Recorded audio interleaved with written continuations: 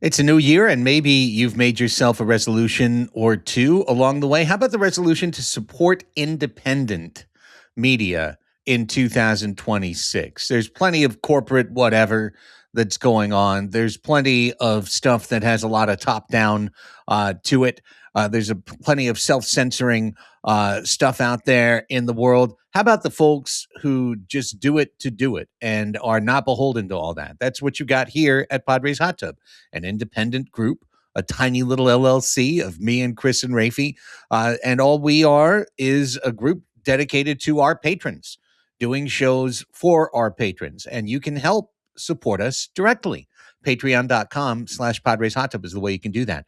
Patreon.com/Padres Hot Tub. We certainly make it worth your while. For as little as $5 a month, you get access to all of our bonus programming during the season. That means all of our post-game shows, all of our group therapy call-in shows that we do weekly. Those are exclusive to patrons. Every once in a while, we throw one on the free feed when it's a big deal. Most of the time, that is only for our patrons. Plus, ad-free shows that come out a little bit earlier, access to our Discord, which is just an awesome place to be, and so much more. Find out for yourself and support independent media in 2026. You can tick that box of a New Year's resolution just by going to patreon.com/Padres Hot Tub.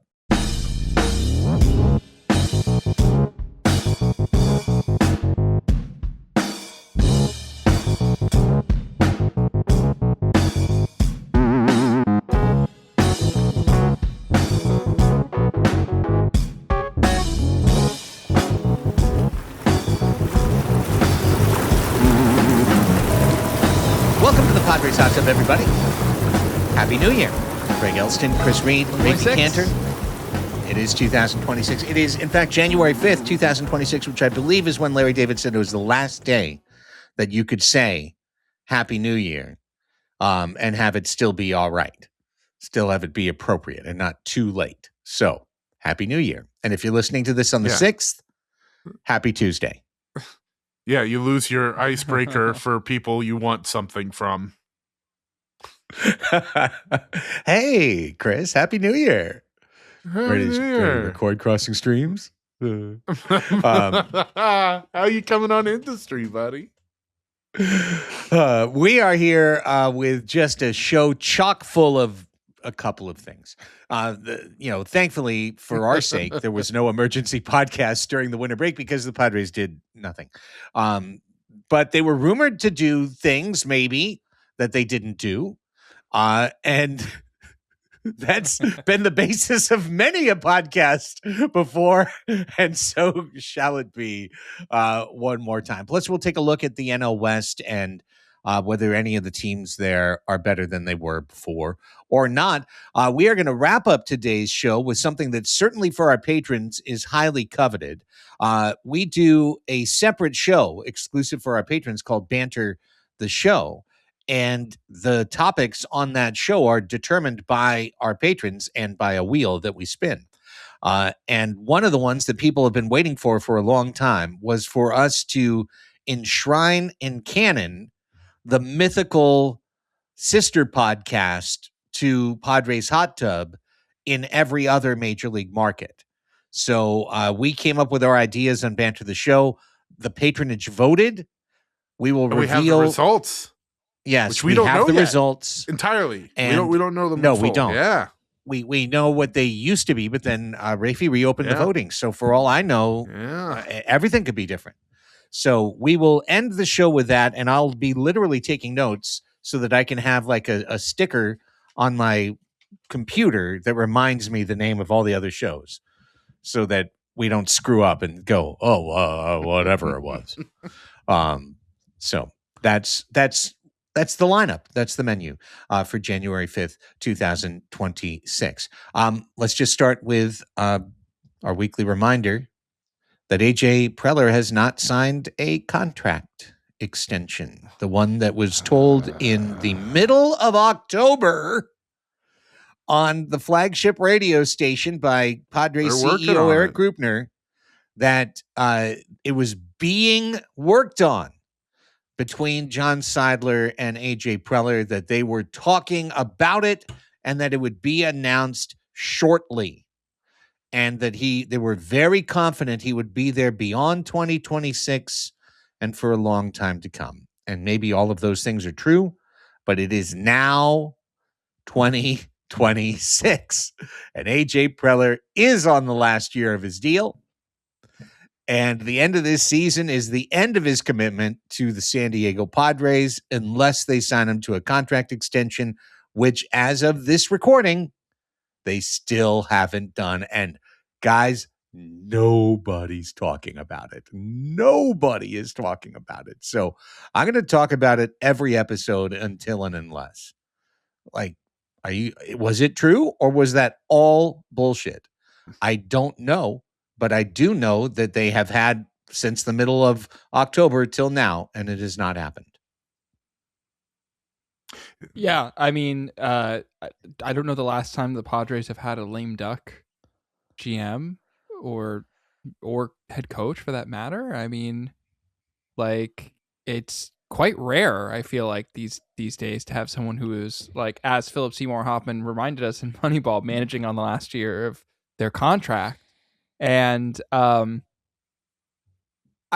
just don't see how it benefits the organization.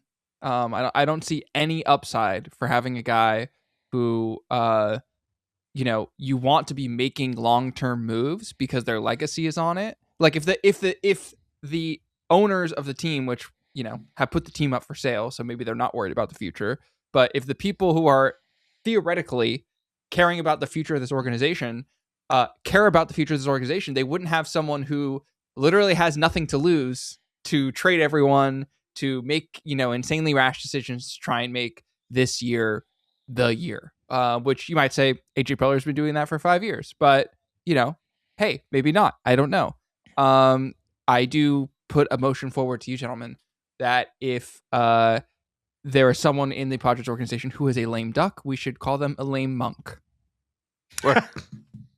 Jeez. I mean, listen, I think able-bodied monk on a short-term contract. I don't know. We can workshop it. I didn't think about the potential not PC ramifications of that. I apologize. I was just trying to have a fun play on words, and I was thinking about Don Orsillo's "Drunk with Monks," which I think is one of the best bases loaded calls in baseball. And I was like, "Oh, he's a lame monk." But yeah, I did not mean any offense to that, and I do apologize. I thought you said Junk with Monks, which is a whole different podcast and one that you should definitely not subscribe to. I think you are okay. I think you're all right, buddy. Is your concernometer going up, boys? On AJ? On AJ, yeah. Like, do you think this is real? Is this an indication of something? I would just posit that mine is. It is real. 1.5 months, 2 months nearly have gone by. Or over 2 months, because middle of October. Over 2 months. Over 2.5 months have gone by. And the club, I tend to take at face value when they give a full-throated public statement that isn't speaking from the shadows and implicit and made to read between the lines, and they haven't come through whatsoever. And I think nothing is more important to the trajectory of the franchise than AJ Preller being the guy running it. Yeah, I do. I feel that way too. I don't know that my concernometer has changed fundamentally. If spring training breaks, I'll be a 9 and closes without him getting a contract extension, I think at that point I'm going to start believing that it is 100% his last year in San Diego. I can't imagine him starting the year without a deal for the next several years. Is this as simple as he wants a 10-year deal or he wants a 7-year deal at top of market and they're really actually haggling dollars and cents on this? I think that's one of the better possible outcomes if you're a Padres fan. It's just they're playing hardball and they're battling and they're doing whatever because The idea that they're just not talking at all would be the one that would be really concerning to me, that this was just absolute lip service that was paid by the CEO back in October and that they never actually negotiated. That would be extremely concerning to me. I think if he starts the season without a contract, he's done. Yeah. I think that's pretty evident. And it would be really shocking that if they let it get to that point. That would be also like a maybe a 1 or 2 alarm fire of like who's actually in charge here and who's making decisions, because it's like Seidlers are trying to sell the team. Krupner and AJ allegedly don't get along. Who's actually in charge here? So more will be revealed. Yeah, indeed. Meanwhile, the last time we got together, the team had signed Michael King, signed Sungmoon Son. So, it's not like they've done nothing. They've built around, and something that was brought up during, and we're about to get into Okamoto not signing here and going to the Toronto Blue Jays. Instead, during that discussion, it was reminded in the Discord that right now, today, the Padres can put an 8-man lineup out there. It's pretty solid. I mean, it's pretty solid. Right now, today, there's no such thing as a solid 8-man lineup. There's no such used thing. To be. The pitcher's going to hit 9th. The pitcher is going to hit 9th, and we've got some great hitting pitchers. No, but Laureano, Merrill, Tatis, locked. That's great. Machado, Bogarts, Cronenworth, Fermin, Sheets. All those guys are in the lineup. You're looking for one guy. You're looking for a first base DH type, either a DH and Sheets plays first, or a first baseman and Sheets plays DH. You're looking for one of those two things, preferably a first baseman. And certainly Okamoto could have been that guy for the San Diego Padres. He did not sign a break the bank deal. He signed a 4-year, $60 million deal with no opt-outs with the Toronto Blue Jays. The Pirates were reportedly courting him. The Padres, according to multiple reports, were in there down the stretch, and in the end, the Blue Jays just are riding momentum right now. And clearly their ownership has offered a mandate, go try and win this thing next year. So they got the deal done, and they've got him to play maybe third, maybe left, fit in the lineup the way that he can. Whereas here he would have probably been first base all the time for the San Diego Padres. I don't know, guys. I never necessarily thought we were getting him, so I wasn't upset that we didn't. I felt like the idea that we were trying meant that they still have money to spend. So what were your guys' reactions? I think that's fair, because I also didn't think they were necessarily going to get him, but the smoke got to be pretty significant. Like, you needed a mask to breathe through it in those last few days as his posting deadline came due. And like you mentioned, the Padres need one thing in the lineup. I know Gavin Sheets is going to play a whole bunch of first base, and he's going to be in the lineup a whole bunch. He was terrible against left-handed hitters. The lefty lane was created in the playoffs because Ramon Laureano got hurt. The thing the Padres need on the offensive side of the ball is a right-handed bat who can play first base.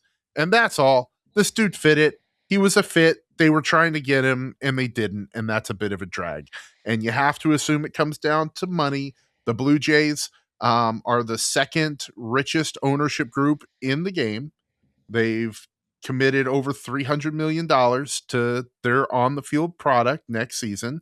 And, I can't, in all fairness, expect the Padres to do the same. I just have lived that dream before. It tasted sweet. We are getting to the darkest part of the year without a little bit of an AJ dopamine hit. And it kind of fit, and I didn't expect it by any means, but I started to really come around to it. And then to not have them come our way, and to have that opening still be there, with him probably being the best affordable option on the corners left in the market, especially right-handed, it was a bit of a drag. Yeah, I was skeptical like you guys too. I didn't really understand where the money was going to come from, but I kind of want to direct this back your way, Craig, because you posted in the Discord and you just mentioned on the show that like you think that the Padres are just one guy away on both sides of the ball from having a pretty dang good lineup, and I do agree with you on that. But my question is like, this is a guy who pretty much fit our profile, and it seems like they couldn't afford him, and he instead went to another huge market team. So I'm curious, like, if not Okamoto, like, what kind of person are you thinking that's going to fulfill that role on the offensive side of the ball? He wants Wilmer Flores. Exactly. Wilmy. We talked about Big Will. Yeah. Big Will coming. Wilmy High Flores. Yeah. Let's get your flowers for Flores. Get ready. Give him his flowers. I know that there aren't really sexy options on the free agent market, and Okamoto was going to be, or Oko, I think, going to be sexier because he's unproven, which means he might be great, right? Like, you don't know how he's going to be. He's sexy because he's going to be. He's sexy because he's going to be batting cleanup for the defending champion World Baseball Classic team. Like, there's a pedigree there, and it's coming at a remarkably affordable price tag if he is 90% of what he was in the Japanese league. Right, but I mean that if it's doing a lot of work because he only signed a 4-year, $60 million deal, and all three of the guys who were supposed to come in and get $150 million or more wound up getting prove-it deals. Imai got a prove-it deal in Houston. Obviously, Murakami, the White Sox, he signed a 2-year prove-it deal. And this is a 4-year deal. He almost signed a Ha-Sung Kim kind of contract. Bigger, but not a ton bigger. So, it would have been nice if they still have powder to make an improvement to the team. That's what matters most. And I'll be willing, right? Go ahead, sorry. It's just not nothing. He's the 10th highest paid first baseman by AAV, coming in right between Wilson Contreras, another guy that we kind of hoped the Padres might target, and Ryan O'Hearn, a Padre last year. So, like, you should be able to. You would hope that that's attainable, but it's not. Well, maybe spending $15 million on a first baseman is a bad idea in general. And if we're going to spend some more money on pitching and then just take a flyer at that position, that's not surprising to me. That's acceptable to me, is get more pitching, because again, at the end of the day, the top of the lineup, we know what that top of the lineup is going to be. It's going to be Tatis and Merrill, and it's going to be Machado, and it's going to be Bogarts, and it's going to be Cronenworth and Sheets, and then Fermin's going to be toward the bottom, like Laureano is going to be right in the middle of all of that. We've got a good lineup. Like we've already got a good lineup. We're not going to get a guy to hit in one of those guys' spots. Probably. We're not going to get a guy to come hit fourth for our team, because those spots are covered by the big contract players. Yeah, but like there's a hole, and one hole sinks a boat, so to speak, right? There's some smoke now around Chris Bassett.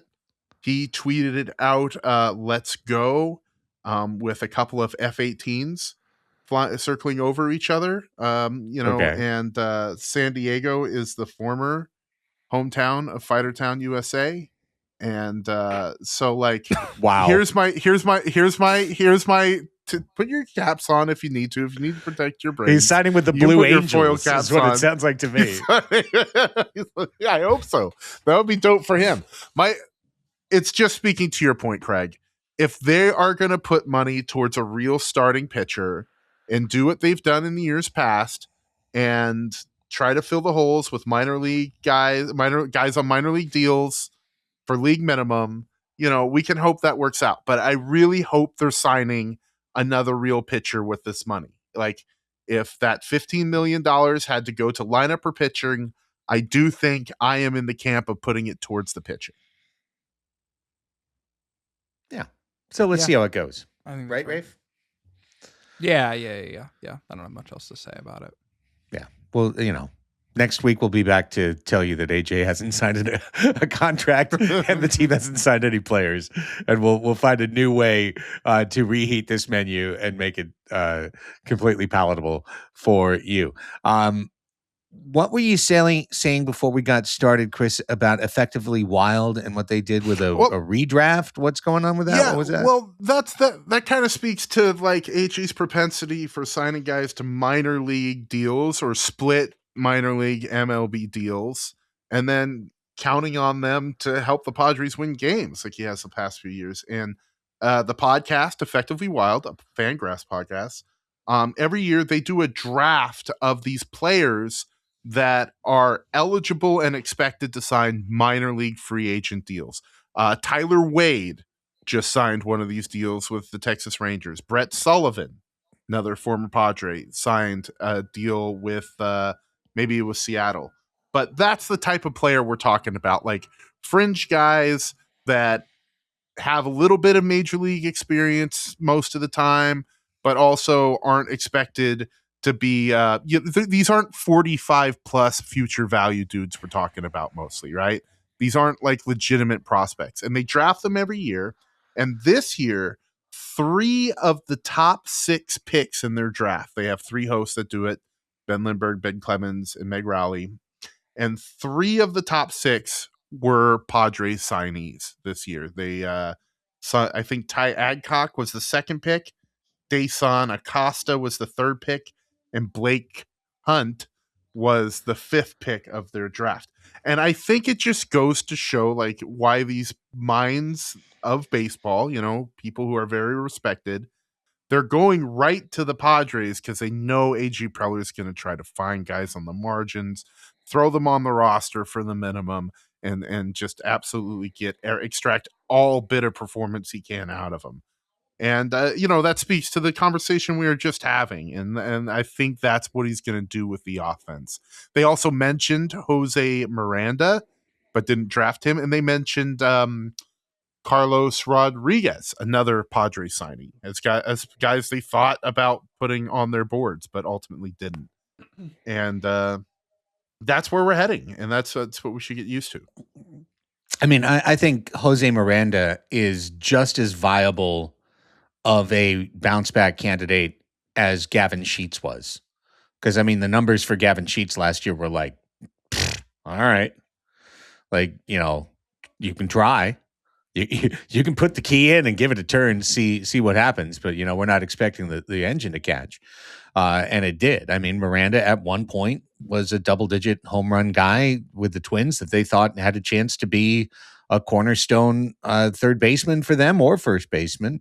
And then he stopped hitting the ball altogether. So if they can rescue him, that's amazing. But I think that was a great draft, Chris, overall. And I've already heard through sources that Blake Hunt wants to be Ty Adcock's personal catcher because they feel like very complementary to one another in terms of their skill sets as well. Yes. So. And what are those skills, Craig? Could you elaborate on pitching and actual catching? Basically, pitching and catching. Oh, I see. So yes, one is in one. is the pitcher, and Blake Hunt is the catcher. Is what you're saying. We'll be receiving Adcock. Is correct. God, we need baseball to start up so guys. Badly. Brendan Carr is calling me. We're getting so FCC desperate. Chairman Brendan Carr is calling my cell phone. Why would he be doing that? That's interesting. Are you going to be on the Jimmy Kimmel show or something? I guess not. Not getting any invites to CBS. Yes. Aside from the fact that he is a former Padres draftee who was in the Blake Snell trade, He is currently a phantom baseball player. If you're not familiar with the term, it is a player who has been on an active major league roster, but who has never actually appeared in a major league contest. Yes. So he was called up for the Orioles this year for a day and then was sent back down without ever being in a game. It's the only time he's ever been in MLB.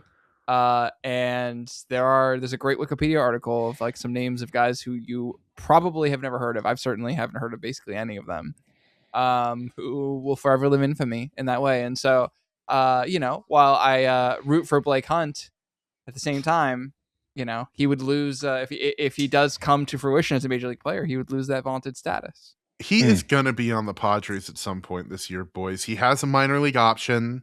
Like he can go back to El Paso this year. And most importantly, like a 45-50 fielding grade, a strong defensive guy, but his hit tool 20-30, but raw power where backup catchers of the Padres need to have bona fide, so to speak, in order to put it onto the Western Meadow building, 55-60. So like that 15 home run from the backup catcher, it's in there for Mr. Hunt. Depending on how he sees the ball, Mr. Hunt. Light the lamp. Got it. Yeah. I hope Tom DeLonge has another guitar. The modern Tom Lampkin. Blake Hunt. Can't wait. Boy, then we're really gonna have owned the Rays. We can't, that old saw about don't make a deal with the Rays. No, we'll always make a deal with the Rays. Look how we own you guys. Okay. It's that time of the year. The winter meetings have come and gone. Some of the big signings have taken place. Some have not. Notably, once again, we're seeing like Boris's biggest clients kind of chilling. Alex Bregman is looking for a brand new deal. I don't know if the Red Sox are going to give it to him or not. Someone thought it was going to be the Blue Jays. Then they signed Okamoto, so not going to be there. Some have said the Cubs. Some have said the Dodgers. Obviously Kyle Tucker is still out there. Bo Bichette.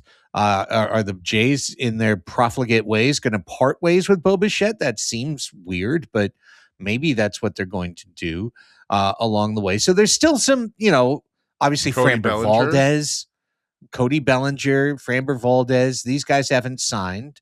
So there's still some big pieces. It's not like we're saying that the offseason's over. But to date, let's look at what's happened around the division, because you're never staying still. You're either going forward or falling behind, right? So at the top, the Dodgers signed Edwin Diaz, which makes them so much better. As long as he's healthy. I mean, it makes them so much better than they were. So they just took their one worry on the entire thing and they put like the best, shiniest piece. And unless he gets hurt, jumping up and down on the mound, celebrating with his teammates at the World Baseball Classic, Edwin Diaz will probably be just lights out for the Dodgers. Yep. Next question. Yeah. Next team. Yeah. Well, they also signed Miguel Rojas, so that's great. Good for them. Good job hitting that homer in Game 7, asshole. Got yourself a new deal out of it. Good for you. The Diamondbacks aren't any better. They've re-signed Merrill Kelly. They've signed Mike Soroka. Yeah, the James McCann, who cares? Ildemaro Vargas, who cares? And they may trade Ketel Marte. And of course, it all depends. Yeah, it all depends on what you get back for him. But it doesn't feel like the Diamondbacks are better. Now, having said that, they've got young players. They could have guys have explosive growth. Carroll kind of took a couple steps back. If he took a big step forward, that would be huge for their team. If McCarthy took a big step forward, it'd be huge for their team. The Blaze Alexander, Jordan Lawler's going to get a chance to play potentially. If they move Marte, maybe he plays every day and maybe he's great. Nothing's impossible. But last year's team had Naylor and Eugenio on the corners, 40, 50 home run power in the middle. Marte all-star. It had so much going for it. The year before that, they led, I think, the league in runs scored and didn't make the playoffs. The year before that, they went to the World Series. I feel like crazily enough, the window that's supposed to be wide open for the Diamondbacks for years and years, like, are they on the verge of another retool? Like, I don't know. It doesn't feel like right now they're surging into place. It's quite. I mean, they went out and they signed. Who was the guy that immediately flamed out? Montgomery. Formerly of St. Right, Jordan Louis Montgomery. in New York. And they signed Jordan Montgomery. They Eduardo signed him. Rodriguez too. Yeah, And then they signed Erod to a 4-year deal that's going to pay him $21 million this year. And then the following year got Corbin Burns. So they didn't make those decisions thinking they were going to be, pulling the plug and retooling. But if they trade Ketel Marte, that's exactly what they're doing. And the only deal that becomes pertinent there is Corbin Burns, just because it's so long. But yeah, not scary what they've done so far. No, and I think that it's interesting as we kind of move down the division list and we go to the Giants, and I should just say it's not even worth talking about the Rockies. It's their most notable signing in the offseason is Pete DePodesta. Josh Burns. It's Josh Burns. It's H.J. Preller's number one GM in big league history. Josh Burns, the guy who he thinks is going to, turn every team he's on around. So Josh Burns is usually good for one or two great trades as a GM. He's also good for one or two horrifically bad trades. So it'll be fun to see which one is which over the next couple of years for the Rocks. He does do good drafting near the top of the draft, and he'll have ample opportunity to do that. That's for sure. Congrats to Ethan Holiday on being in Colorado, right where your dad was. You'll be very happy there. But a question that I have for you guys is: anyone that's on the Rockies roster now going to be on their next playoff team? Oh wow! Oh God, no. They might not even be born I don't yet. think so. Not without the Dodgers and Padres. So it's not a 5-year project. It's a 10 to 15 year project. It seems like. Yeah. Other than baseball being, stupid and unwatchable. Yeah, but not that they random. Have some out of nowhere year. No. Just no. Give me the poly market one on this. Like, how old is the next kid who will see the Rockies playoff? Like I think they're like 6, man. Fair enough. I'd still be willing to do a PhD road trip to Coors Field this spring or summer. Seems like a lovely place. That's a Patreon. It's a patron exclusive for next week's banter episode. A little it will be a patron exclusive. It will be just for conversation. On Band to the Show, check it out. Patreon.com/Padres Hot Tub. Okay. Well, if the Rockies can be passed along, then the Giants are filling up on all of the guys that I don't know feel like the Stratomatic draft where the guy was in the 15th round and he goes, "Oh, I forgot to draft any starting pitchers. Okay, let me just see who's left." Adrian Hauser and Tyler Mahle. Jason Foley was the Tigers closer before he got hurt. Sam Hentges, Gregory Santos, those guys are relievers, right? They signed a bunch of like random ass dudes.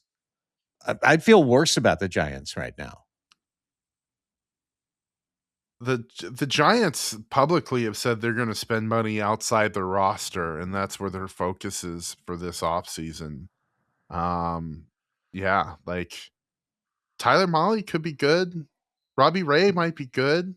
Logan Webb's going to be what he is, but in the lineup, you're relying on Devers, Chapman, Adames having 98 percentile years if you're going to be competitive, because look back behind them, you got Helio Ramos, Bryce Eldridge, who's completely unproven, hasn't done anything, Casey Schmidt, Patrick Bailey, like yuck. Like that's 4 huge question marks out of 9 as opposed to the Padres having 1. So not worry, worse. If I were to ask you guys based on projected WAR of all their signees, who do you think leads the NL West in WAR added? Any guesses? Wow, because generally, like that's funny to me. I think it's confusing not in Nick that Margavicius. It's not him. I think Would it Diaz be improves Hauser? his team the most, but he's not generally relievers don't get good WAR numbers. Yeah. Oh wait, you mean out so of everybody, out of all teams, not just the Giants? I mean, of the 5 NL West teams, which one has signed the most WAR to the team Padres with in King? this offseason? Padres. Padres are second. Huh. Wow. Well, then it would have to be the Dodgers Giants? with Diaz. It is taking not the all. Dodgers. Really? It is not the Dodgers. The Dodgers are actually in 4th place in terms of WAR added thus far in the offseason. So is it the Giants? I don't know. No, it is the Diamondbacks. With Really? Merrill The Kelly? Diamondbacks, Merrill Kelly is 2.5 WAR projected. Mike Soroka is 1.4. That's 3.9. James McCann is 0.4. That's 4.3. And Ildemaro Vargas is 4.4 with so 0.1 WAR, so 4.4. Oh. Yeah, got it. 4.4 total. Yeah. It's like, damn, if he's going to with have a Merrill 4 Kelly, more year, the then Diamondbacks half of are that. good. Yeah. Right now with the Padres, it's just Michael King and Kyle Hart. They are King is projected to put up 3.1, and Kyle Hart's projected to get 0.3. So that's 3. Wait, That's lucky. So Ildemaro Vargas gets projected WAR, but Blake Hunt and Ty Adcock don't? They just don't know yet. They don't know. They haven't, Shenanigans. Chris, they haven't been exposed to the Hunt Adcock tandem yet. But Got when it. they are exposed, It's a power that couple. exposure will change things. Speaking of exposure, I do have to hard transition to our results of our poll Yes, because okay. we are running low on No time. other type of All right. transition on this show. No. Very hard transition. Okay.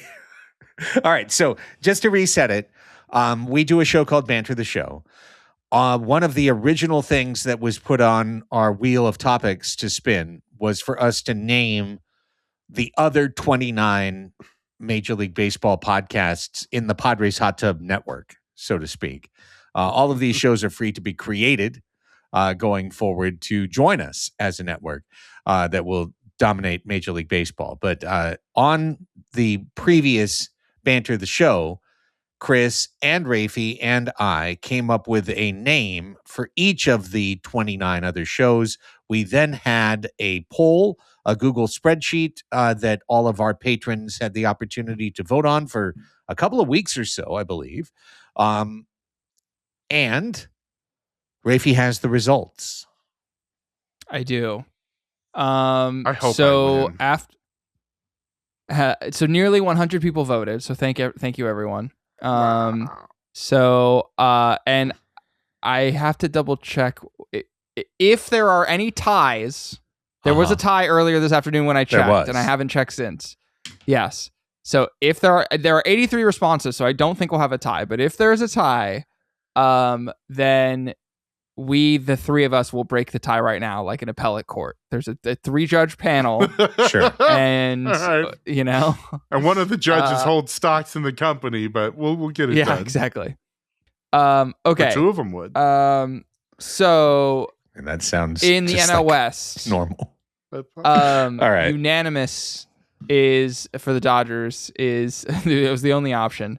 Right. Is Running on Chavez opposed. Latrine. Chavez Latrine. Yeah. Chavez I think that was Latrine. courtesy of family. I can't recall now, but I think It was family. PHAMILY. Yeah. Oh, by the way, we missed that in our baseball tip. portion. Did you guys see that Tommy Pham? Did you see this? You didn't. That he wants Tommy- to do a new. Yeah. Tommy I did. Pham was extremely serious in saying that he wanted to create a new metric for Major League Baseball because he believes that certain players are not getting the credit they deserve because the fact that they play on bad teams means that by definition they face more good relievers because those closeout relievers are always facing them. And he wanted to call it, Okay. wait for it, keep waiting, Famgraphs. Famgraphs. He's an iconoclast, that Tommy Pham. I want to know if I won this contest. Okay, sorry. Famgraphs. Famgraphs. Okay. So we are now moving through the NL West. So to the Giants. Okay. Congratulations, Craig, with the Giants kombucha vat, getting 42.2% of the vote. Moving to Arizona. Congratulations to myself. Eking out a win with 37.3% with the D-backs piss in the outfield pool pod. D-backs heading to Colorado. Yes. In the outfield D-backs pool. Piss in the outfield pool pod. The alliteration swung it for you. That's the only answer. With the Rockies, congratulations once again to Craig with the Rockies Mountain Oyster Bar podcast. Yes. 43.4% of the vote. Rockies Mountain Oyster Bar. Craig is on fire. As we move to the NL Central, Cubs Beer Snake wins with 39.8% of the vote. All right, Cubs Beer Snake. Congratulations to Chris Reed getting on the board in Milwaukee with Hops, Barley, and Salary Constraints, a brewer podcast. That is 39.8% of the vote. You know, I tried to pee in center field too in Chicago. I'm sorry, it's not a pool. I'm sorry, it's just I'll stop. Okay. Yeah. In St. Louis, Craig is back on the board with the Cardinals bird bath. Yes, easy. 57.8% of the vote. That was a landslide. A mandate. Chris, your first landslide in Pittsburgh with the nutting jar. Yes, getting 60.2% of the vote. Was that my number one favorite of all of votes? Was that which one? Not. Okay. So far, you are in the lead, but you are also tied with my next selection in Cincinnati with Red Skyline Chili Pot. Yes. That is 60.2% as well. Okay. As we move to the NL East, Chris, you're on the board again with Smoltz's sixth Scotch. Did not see that one coming. 47%. You got the alliteration is good. Yeah. I did not see this one coming. I won Philadelphia with the Phillies Cheese Whiz chat. That is 53%. Wow. It's tight. I also won the New York Mets podcast naming. 41% with Mets Daryl Strawberry Coke Spoon Cavalcade podcast. Daryl Strawberry, I look forward to Coke Spoon Cavalcade. It's gonna be so hard to type in every time. It's great. Podcast. All right, in Miami, Chris is back on the board with Baño del Pescado, which just fantastic. And back to back in the NL East for Chris because he rounds out with Washington's Prisoners of War, WAR, all in caps. That one is quite good. And why that's not an actual podcast is crazy. Need to get on it. It's the National League. We had the most. We had the most splits. The Astros one for Houston was kind of like the most divided, but Astros Trash Can Tribune won out. That was yours? That was mine. Yep. That was mine, yes. And then we had a guest appearance for the A's podcast, which is now going to be titled the John Fisher Scrooge McDuck Gold Coin Pool Podcast. That won 35%. Scrooge McDuck Gold Coin Pool Podcast. Yes. I want to play that. I should have played that game under protest because Fissure on my A's. Yeah. That was my vote. I voted for you, Chris. I mean, whatever I put up, you did for come myself, in second place. That was I did. That was 27% of the vote. The grapes are sour over here. They're going to get fermented and made into a wine. I was going to say, make don't some worry, wine, Chris, because you did get on the board in Anaheim with your Saddest Place on Earth podcast. That got 48% of the vote. Messed up. And then back to Craig in Seattle with the Mariners Salmon Toss podcast. That got 47%. Salmon Toss. barn burner in Texas. But Chris pulled out the win with 38.6% of the vote on Ranger Danger. Oh, wow. Okay, that's good. Yeah. Craig is on the board in Cleveland as we move to the AL Central with the Guardians Cuyahoga Crockpot. I like that one. 42%. I'm back on the board in Kansas City with Royal Flush Toilet Time. That is 59% of the vote. Craig won in Detroit with the Tigers Bomb podcast. Very well Tigers done. Bomb. 50 Brought to you by Tiger Bomb. 6%. So the White Sox is interesting because I had a in my shower epiphany moment when I realized we had the wrong name that none of us had proposed on the show. And then I texted you guys after, is it kosher if I put this in? And you agreed. And it won, which is the White Sox Holy Water podcast. Yes. Shout out to Pope Leo. 37% of the vote on that one. Whose and was then, that? That was mine. Yep. And then Craig won with the Minnesota Twins Hot Dish. That is Perfect. also tied with 60.2% of the podcast. So that is tied with the highest vote total so far. But this one blew it out of the water. Craig, with 63.9% of the total in Boston, you got the Red Sox Chowder Bowl. Yeah. And in New York, I won in a landslide with the Yankees Subway Circle Jerk podcast. In Toronto, I also won, and I tied with you, Craig, with the Boston total, with the Blue Jays Poutine Pod. Yeah. 63.9%, which I just have to say, MTL Ryan was giving some lip in the chat about how this is stolen valor from Quebec. But if you search National Dish of Canada, it is poutine. Yeah. And I would be willing to wager that in the Rogers Center, they sell poutine. So but let me tell you, the let's very just hang on best there. is from the Quebecois. If you haven't had poutine from Quebec, you have not had the real poutine. The Quebecois stand with their own. Our closest vote total by one vote. I win in Tampa Bay with the Rays Manatee Sanctuary podcast, which I have to say I'm a little disappointed by because I did like Rays Devil Dip and the Frugal Platoon. Those are all three. Those are also good. But Rays Manatee Sanctuary takes the day, and then rounding it out, the final one, I win in Baltimore with the Orioles Crab Boil podcast, 44.6% Crab Boil. Raphie's on the board for our contest. We're now each won one of them. All right. Yeah. All right. What was the final total? It seemed kind of close. I wasn't keeping track. I have 11 for Raphie, 9 for Craig, 7 for me, and 2 for other folks, and I missed one. So, but Raphie had a margin of 2, so he definitely won, even if you got 10.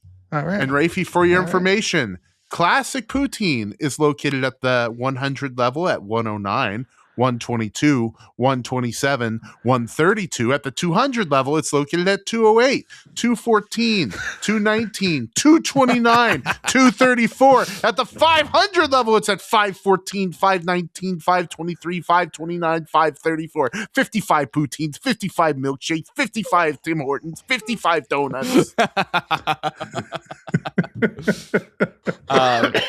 And with that, unfortunately, I do have to sign off on the show. All right. As do we, because we have literally nothing else to talk about. So we'll be back next week to let you know if AJ Preller got a contract extension or not, or if anything else happened. And until then, for Raphie Cantor and Chris Reed, I'm Craig Elsten saying, go Padres.